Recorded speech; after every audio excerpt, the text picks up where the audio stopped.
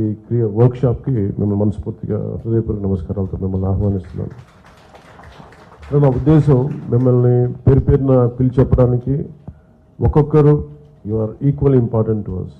మీరు ఈ సభకి మీరు అన్నీ తెచ్చారు, ఈ సభకి మీరు అందరం తెచ్చారు. మాకు ఎన్ని ఉద్దేశాలున్నా సదుద్దేశాలున్నా కానీ క్షేత్రస్థాయిలో ఒక ఎన్జిఓ నడపడం కానీ, ఒక ఎక్స్పర్ట్ అడ్వైస్ కానీ మీరు చేస్తున్నారంటే అది మీ మేధస్సు ఇవన్నీ చాలా అవసరం ఆంధ్రప్రదేశ్ పునర్నిర్మాణానికి.